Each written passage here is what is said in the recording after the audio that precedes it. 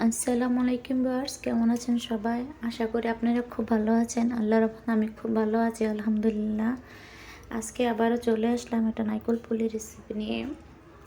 আমি যেভাবে পিঠাটা বানিয়েছি আপনারা চাইলে সংরক্ষণ পদ্ধতি সহ পিঠাটা বানিয়ে নিতে পারেন। 4-5 দিন পিঠাটা বাসায় রাখতে পারবেন। দেখেন পিঠাটা কত মচমচে হয়েছে। এই পিঠাটা বাসায় 4-5 দিন আপনি সংরক্ষণ করে রাখতে পারবেন, কোনো সমস্যা হবে না।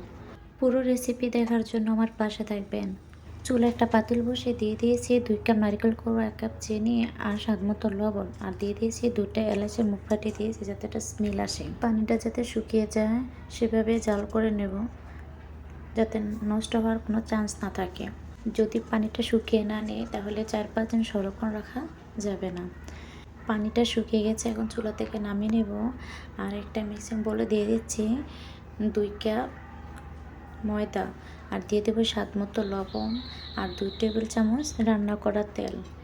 এখন আমি হাত দিয়ে সবগুলো উপকরণ মিক্স করে নেব।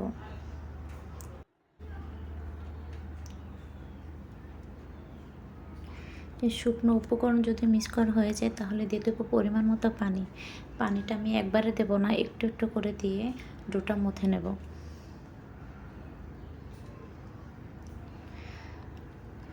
ডোটা মথে নেওয়া হয়ে গেছে।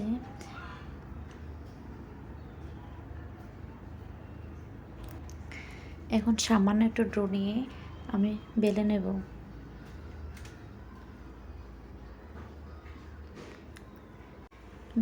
বেলে নেওয়া হয়ে গেলে সামান্য একটু নারকেল পুর দিয়ে পিঠাটা বানিয়ে নেব।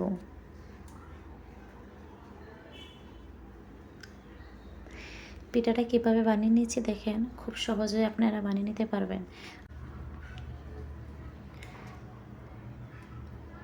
পিঠাটা এখন কেটে নিয়েছি, এখন আমি আঙুল দিয়ে সিম্পলভাবে একটা ডিজাইন করে নেব। দেখেন আঙুলের মাথা দিয়ে চেপে চেপে কি সুন্দর একটা ডিজাইন করে নিয়েছি।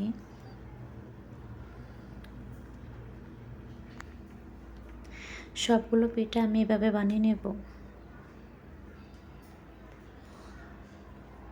আবার আরেকটা পিঠা বানিয়ে দেখাবো আপনারা বোঝার জন্য।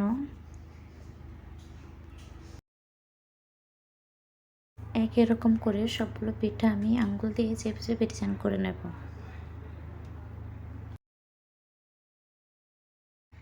অনেকে আছে পুলি পিঠা ডিজাইন করতে জানে না, তারা চাইলে সহজে ডিজাইনটা করে নিতে পারেন।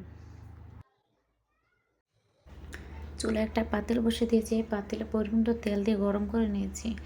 এখন সবগুলো পিঠা এক এক করে দিয়ে ভেজে নেব। চুলাটা বেশি হাইটে রাখা যাবে না, মিডিয়াম আছে পিঠাটি ভেজে নিতে হবে।